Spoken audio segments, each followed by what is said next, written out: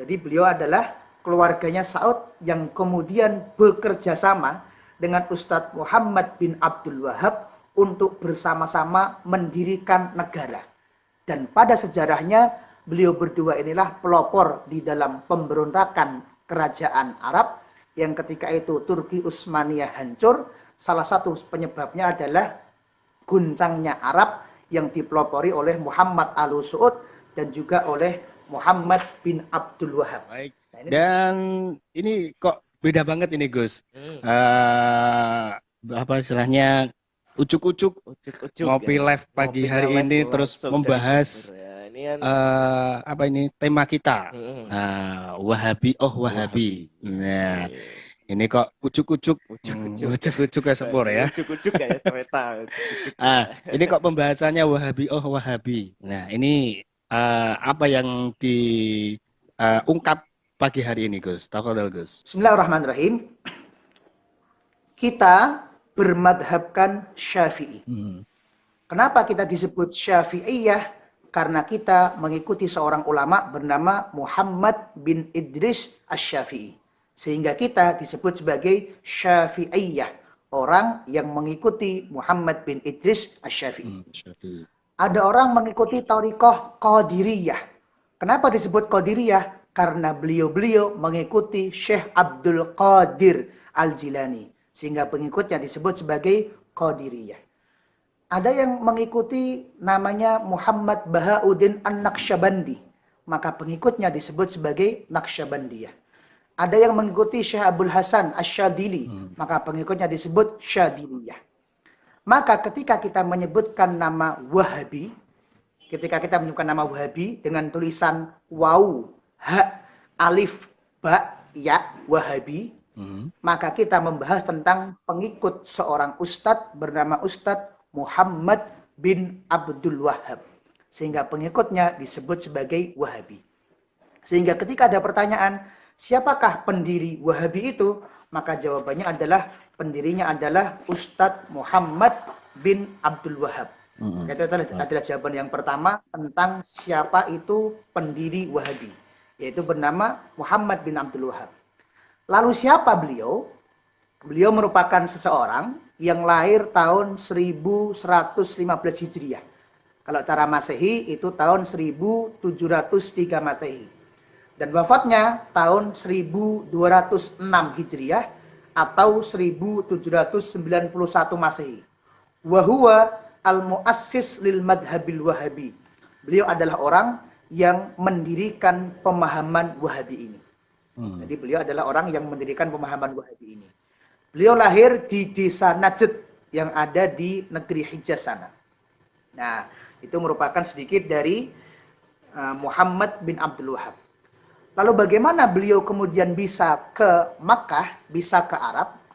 Perlu diketahui bahwa satu-satunya negara yang di situ memakai nama keluarga untuk dijadikan nama negara itu hanya satu di dunia ini.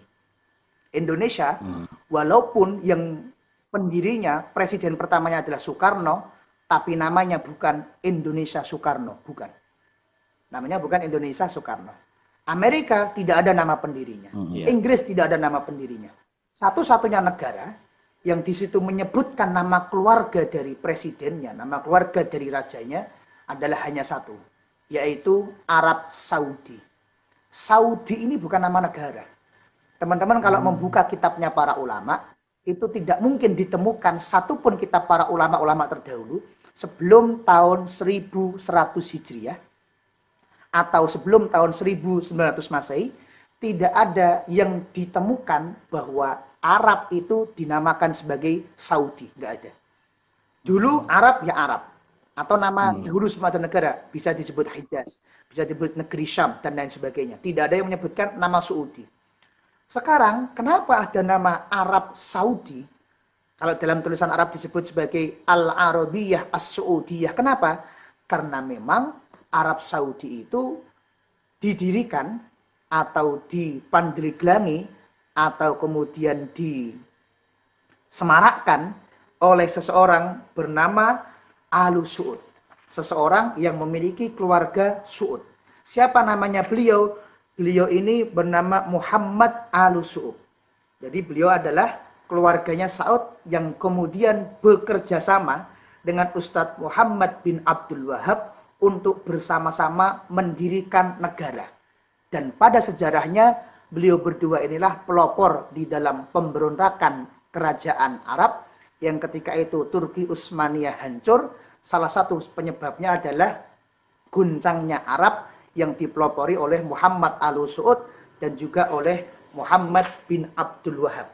Nah, ini disebutkan di dalam sejarah-sejarah, di kitab-kitab para ulama, di kitab-kitab para sejarah, di kitab-kitab tarikh.